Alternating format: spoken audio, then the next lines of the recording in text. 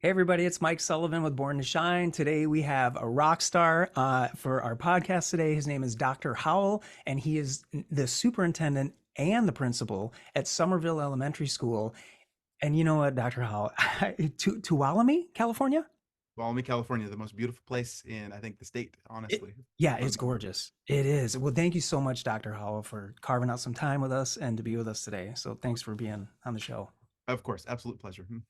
And what was your journey like to become the superintendent and principal at Somerville? Because it's a big position. A lot of people look up to you for guidance and leadership. And what was your journey like?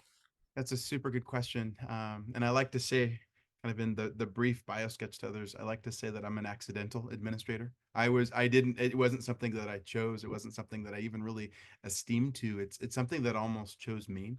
When I was going to school, I was one of those kids when I was younger. I was unsure of what I wanted to do, unsure of what I wanted to be. And kind of unsure of where my life direction was going to go. And that doubt was really tough. And I remember being in high school and just feeling like I was the only one and I didn't have any like purpose like other people, or I didn't have any real direction where I could go like other people. And that was a struggle. It was a big struggle. And then my journey through college too, I'll just keep it brief now, but my journey through college, like I tried one thing and I was told by people that, well, that's not you, you shouldn't do that. And I tried something else. And I was told by, my professors in my class, like, oh man, you should change, you shouldn't do this. And so it was a process for me of like, almost trial and error and self-discovery that was just rough. It was hurdle after hurdle after hurdle after hurdle. But what before we got married, it was my wife actually. My wife at the time she was a teacher and she was working in her classroom and she said, "Hey, I need some help. Can you come and help me?" And I volunteered for a couple of days and watched what she was doing to impact others' lives, and it changed me. It changed the way I saw what teaching could be. It changed the way I saw working with kids. It changed the way I saw working with communities just because of who she was. And she's this passionate, wonderful, charismatic individual who just embraces everything in life and fantastic teacher. And so I thought, well, maybe I'll give this a shot. And slowly but surely over time, it kind of was validated through teaching. And then a few years after, I think I taught for about 7 years, someone tapped me on the shoulder and said, "Hey, you want to try student activities?" It's like, yeah, that sounds fun. Mhm. And then someone else tapped me on the shoulder and said, "Hey, you're really good at this activity thing. You want to try being an administrator?" And that's just kind of slowly grown from there. I worked mostly with high schoolers at the beginning of my career. But then 5 years ago, I was hired to work at an elementary school. And I was a little apprehensive, like, oh man, I know big kids, but I don't know how to do little kids. They're wonderful. And they exude the most eh, joy and love and compassion and connection and forgiveness I've ever seen. It's the best job ever. And so I get to work every day. I get to work with adults. I get to hang out with kids and we get to do amazing things. And so my journey into it was not like, here's where I'm going.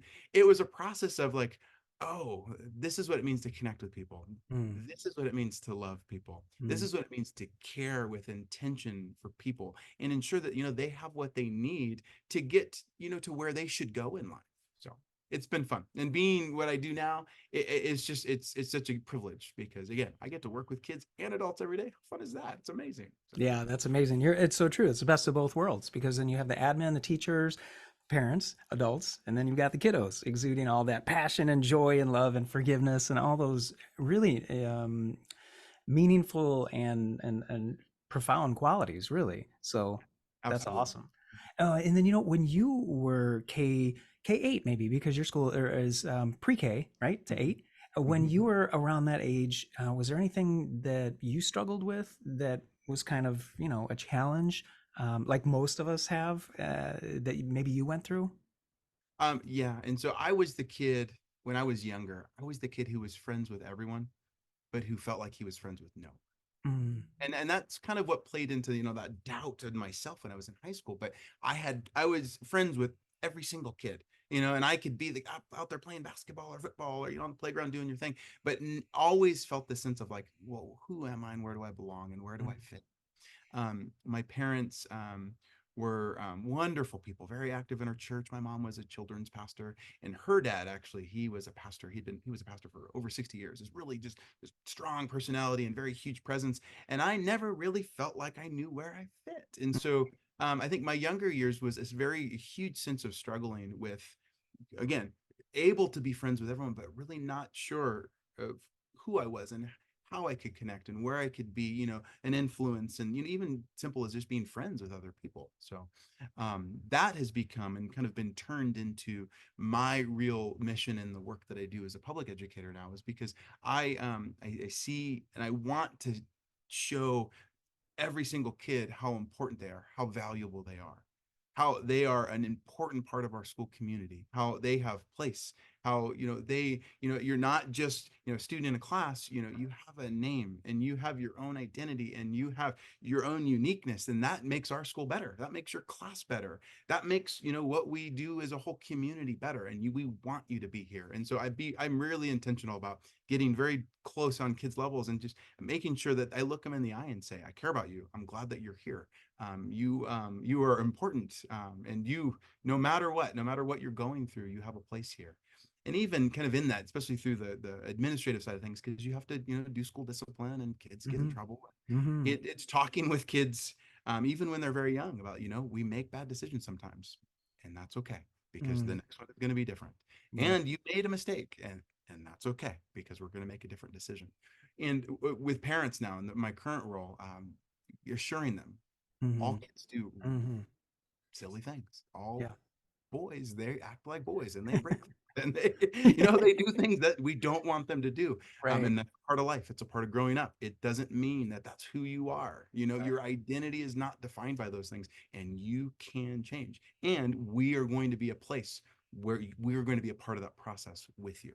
And so if you're doubting, if you're unsure, if you need connection, we're going to work hard as a school and as a team to make sure that you're connected here. So, and that stems from, in like my reflection, that really stems from my early years of not feeling a sense of that. And I'm sure that there were adults around me that were doing that. I didn't had any idea, but for sure I want to be intentional about modeling that and showing that and making sure that kids are aware of that to the capacity that they can at that age. So I love it. It's beautiful, and it's so cool how God takes our pain and turns it into our purpose. And that's exactly what happened with you. That's exactly what happened with me, right? And it oozes out of you. Truly, it oozes out of you that you want to um, make all the kids and the parents feel welcomed, feel loved, feel safe, feel heard and valued. That's what I'm hearing when you're sharing that, and I feel it. So that it's amazing, and you're edifying them, you're encouraging them. That sounds like a phenomenal environment to be in. I actually wish I went to your school as a kid.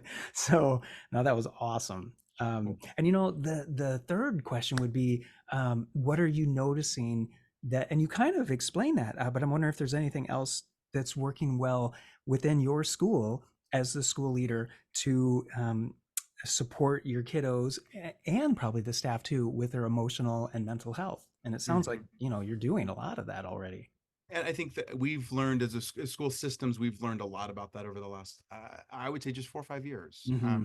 And I would say, in some capacity, I've always kind of been an advocate for it, but I didn't necessarily have the same language that I have now. Mm. There's been just a host of initiatives that the state and the federal government has opened up through resources to allow us to create, initiatives and programs and systems to address mental health issues. And I'm thankful for that. And I think that's allowed me as a school leader to kind of put some of those language on some of those longings. Like, okay, well, how do we address kids that just seem down? How do we address things for kids that just seem like they're not connected? Or how do we address things for kids that sometimes they're apathetic? They don't care. How do we give them a sense of caring? Right. And so we are, in my school district, we are very passionate about making sure that all kids are connected to something. What are you connected to? Maybe it's a sport, maybe it's a club, maybe it's a friend group, maybe it's a teacher group, maybe it's an after school program. We have in our county, we have one of the largest after school programs that's offered, and a better part of about 45% of our school will attends the after school program, and it's open from the ending of school to about 6 p.m. and Mm. a large majority stay that long, and for no other reason that they love the program staff. They love the things that they do there. They have a good time, and so they want to be a part of it. And that's Mhm. the kind of environment that we want to create, where we're connecting with others, we're connecting with adults, and then within those connections we'll be able to provide the resources that we need. And sometimes it's mental health. Sometimes it's counseling, sometimes it's crisis intervention. It could be a whole bevy of things just depending on what the situation for the family and the student is. But we want those extra programs to be the receptacle for that, where they know that they can get plugged in and they have people around them that care, are going to know who they are, or going to be a part of their life consistently, and then they can reach out and say, hey, I need help with, and that need's going to get met. So Yeah, no, that's beautiful. It's a sense of belonging, small groups where they have a place to go and they're with like-minded people. I mean, that's brilliant. It's perfect. it's fun. And I can't take any credit for building it. I just get to be a part of it, right? And help sustain and move it forward to the future. So yeah, that's beautiful. That's awesome. And then, is there anything that's on your heart, Dr. Howell, that you'd want to share with potentially another admin that's listening, maybe a superintendent or a principal at a different school, or if it's a parent listening, or maybe even some middle school or high school students that are listening to you right now? What would you like to share with them? um, Any final thoughts? I'll tip the hat on. I think we are living in, I think, very politically charged and difficult times. Mm, But if we allow that to be the focus of our work, we're not, I don't believe we're attending to the real needs that we see in our kids. hmm I have my own kids. I have three teenagers, a 17-year-old, a 15-year-old, and a 13-year-old, and we have the wildest conversations around the dinner table in the car and things like that about how they're filtering all of these pressures that are happening in the world. Right. And honestly, my own children are confused.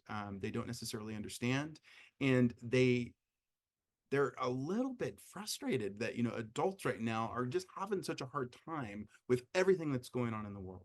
And Mm, so I think for other school administrators, my call and my charge to our staff here is that we have to keep focused on the needs of the individual, and we can't let the needs of the individual get lost in all of the noise and the chaos that's around us. We have to stay hyper focused on what we see right in front of us, and we have to move the world to make sure we address those needs.